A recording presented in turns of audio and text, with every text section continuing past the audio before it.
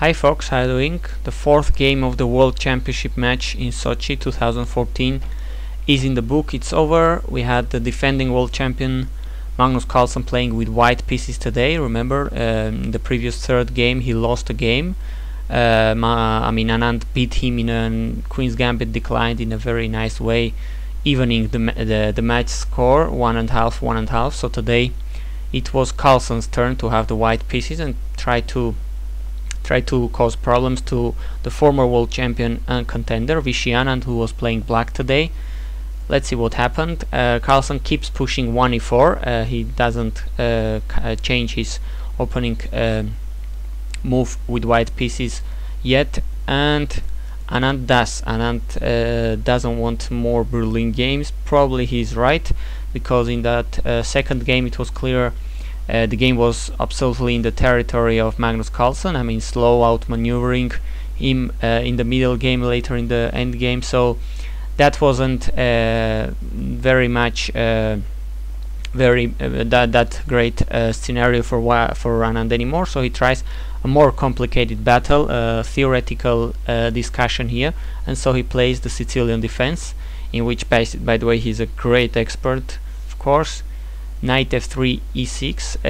Okay, the Najdorf has been the main Sicilian line Anand has played throughout his career, but he has also played a lot this Khan-Taiman of Sicilians with e6 with both colors, so he can't be considered a newcomer to this kind of openings in any way. So e6 can't be considered that much of a surprise. Well, g3. This is what Carlsen plays. He of course avoids theoretical sharp discussion with the main d4 lines, the open Sicilians, but rather he goes with a slow and positional, rather offbeat but sound why not approach with g3. He had played this previously. I remember a blitz game. It was a tie-break game, not sure in which tournament, probably it was in Bilbao a couple of years ago, in which he was white and played this way against Caruana, and he smashed Fabiano in less than 20 moves. So this can't be considered a great surprise, because he usually leaves the theoretical paths as early as he can. So g3 is very much in the style of Carlsen. You can expect Anand was prepared for this. Knight c6, bishop g2 was played, and d5. E takes. White castles. This is the main idea of this line, trying to fianchetto the bishop, castle very sharp, very quickly, and then decide what to do in the center. Usually, White does what Carlsen did in this game. He plays after 6 knight f6, for instance. He plays for d4, going and trying to donate black an isolated queen pawn, and taking the game to positional and slow paths, just like Magnus loves to do. This seems more like a queen's pawn opening, like kind of a Catalan or something, or reversed Queen's Gambit or something like that, but definitely it's very positional, very slow, very dry, you may argue, and that's what the world champion tries to play. Of course, he's much better in that kinds of positions, trying to outmaneuver his opponents and kind of make them fall asleep later, make them commit a little mistake and take full advantage of that. Bishop e7, bishop e3, precise move, attacking c5, forcing to take on d4. Well, it was my curiosity, what if knight g4, and of course the bishop goes to f4, where it isn't that bad placed, but the knight on g4 doesn't look that great. Anyway, that wasn't that important. C takes was played, and after knight takes we get what Carlsen was aiming for. He's playing against an isolated queen pawn. This is main positional chess, main positional ideas, and the classical setup against the isolated queen's pawn is like trying to occupy and control this weak square, in this case d4, front of the isolated queen pawn, so that it cannot be advanced, blockading it, and try to, well, exchange pieces, reaching a favorable endgame in which the pawn will be slowly more and more weaker, because there won't be enough pieces to be defending it. And on the other hand, black is supposed to try to avoid piece exchanges, trying to get activity thanks to his open lines, and also using this pawn as an offensive weapon sometimes. So we're gonna see very positional battle today between Carlsen and Anand. Bishop g4, directly going for activity, and Anand is absolutely right at this point. I think he can't go for slow and passive defensive games, because he already knows Carlsen is going to outplay him most likely. So he goes for activity. That's where he plays better. Bishop g4 is a very active move. The queen goes to d3. The d2 is still reserved for the knight to be developed, as we were gonna see. Queen d7, defending the bishop, connecting, giving himself the possibility to castle long if he pleases so, and connecting this queen and bishop on this diagonal. So bishop h3 could be an option sometimes. Knight to d2, black castles, and knight to f3. Knight to b3 was another possibility, but it wasn't doing that much, it seems. So Carlsen just develops his pieces, puts the other knight on f3, and slowly will try to get positional edges against black's pawn structure. Rook fe8, rook fe1, and bishop d6. This bishop, okay, isn't looking that bad, but I think it's kind of on the way. The queen would rather not have it in the middle of the queen and the pawn on d5. Another option here was to try to go with the bishop to f8. Who knows if g6 and bishop g7 is an idea later on. But okay, bishop d6 can't be bad either. c3, cementing the position, not allowing any knight b4 or something, controlling even more the very important d4 square. This is low, this is very positional, and not really getting serious advantage or trying to get something serious going on, but this is how Carlsen likes to play. Slowly but steadily try to outplay his opponent with his maneuvers. h6, bishop g5, now it's not an option anyway. And here we got a move very much in the Carlsen style. Queen f1, a move that would seem rather awkward at the first sight, but if you look carefully, it has its idea. It's controlling very well this h3 square, so that bishop h3 by black isn't possible anymore. So, but who knows, maybe h3 by white could be an idea. So Carlsen doesn't mind playing this kind of bizarre looking move whenever he gets some concrete and little achievements.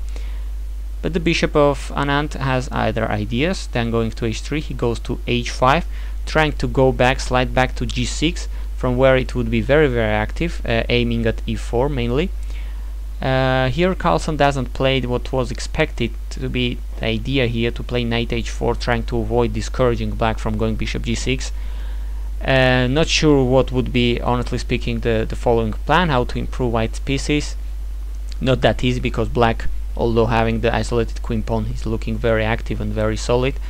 But all commentarists out there were more or less agreeing that this should be more or less the plan, but Magnus doesn't play knight h4, he plays h3, well, controls g4.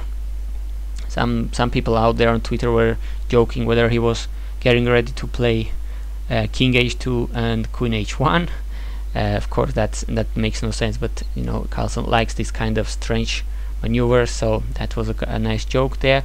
So bishop g6 was played, very naturally looking, and all of these pieces are aiming for this very important e4 square, which is, by the way, another way of generating counterplay and activity initiative by the player having the isolated queen pawn. In this case, the black player using the square of the squares your isolated queen pawn is defending. In this case, e4 or even c4 could be an idea. But this is certainly an outpost for a knight, usually, which in lots of lines are leading to kingside attacks. This is the way the isolated queen's pawn is supposed to be played with.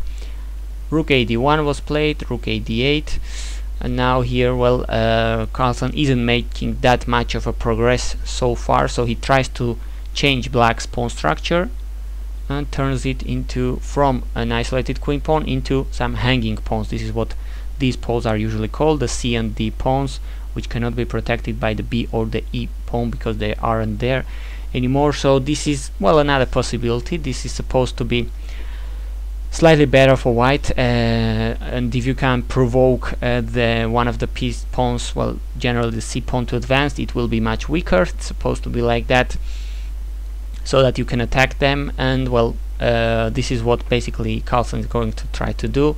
Slowly try to outmaneuver Anand, try to get positions, positional changes in which he gets to provoke weaknesses in black's pawn structure. That's why he plays c4, definitely fighting, doing all his best to provoke weaknesses in black's pawn structure. Bishop e4 was played here. Just an example, if d takes, queen takes, this would be what white ideally would go for, I guess. Now c6 is very weak on an open file, so it could be, you could argue, more or less easily attacked, but even though I think black is active enough to have counter chances, counterplay enough, but this would be kind of the idea of white. Instead, that bishop from g6, well, goes to a very active e4 square. Now Carlsen plays bishop d4. Well, he would love to spoil black's pawn structure here, forcing him to take on f6 with the pawn, but Carlsen says nay, of course. Knight back to h7. He could think about eliminating this knight and going knight to g5, who knows, or go through f8, as we're gonna see in the game.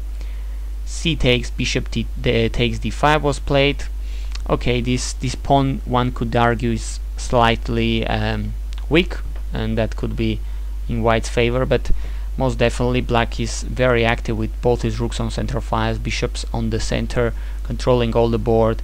Not that he has something concrete against white kingside, because white is very solid. This is what Carlsen has made his kingside, very solid structure, but black has enough initiative or activity not to be worse in this position, I think. Rooks were exchanged here on e8, and Carlsen goes to d3, well, getting a position he will absolutely like, of course. There is almost zero risk of losing this if you don't blunder something, and black is arguably having a couple of more or less weak pawns on a7 and c6, but okay, he has active pieces so far, so this is roughly balanced game, maybe slightly better for white, in the sense that this is the position Carlsen likes to play with, but not that much, I think. Knight f8, Anand goes with the knight to relocate through e6, centralizing. Knight h4, I would guess the idea would be to go to f5 with the knight, trying to exchange, get rid of black's bishop pair, and attacking this g7 pawn as well.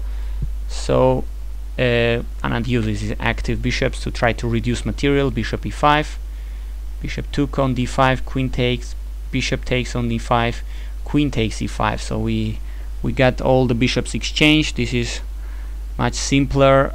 Still, there is some possibilities here for white, of course.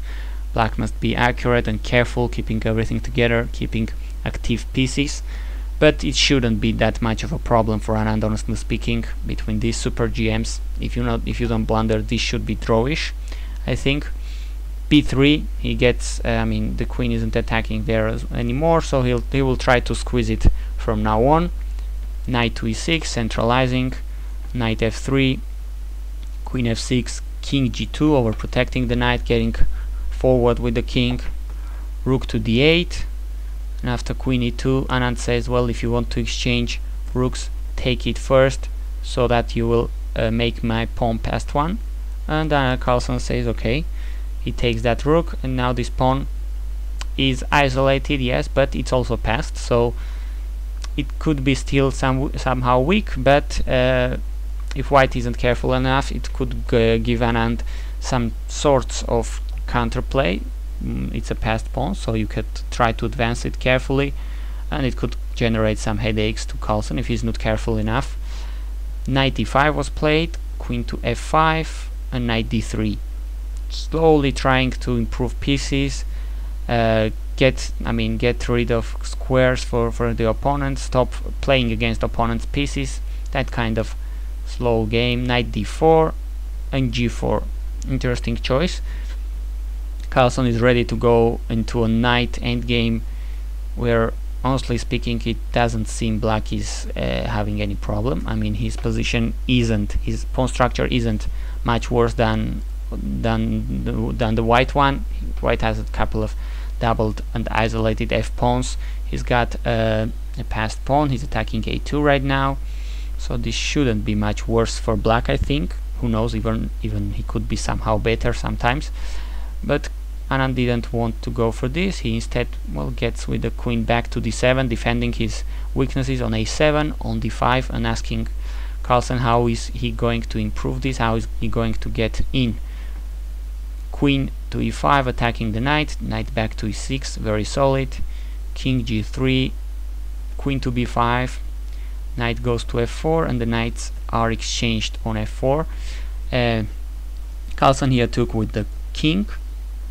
After queen b4, check, king f3, d4. There is the passed pawn. Why not? If you can try to advance it, it could give him, in this case black, lots of counter attack, lots of initiative.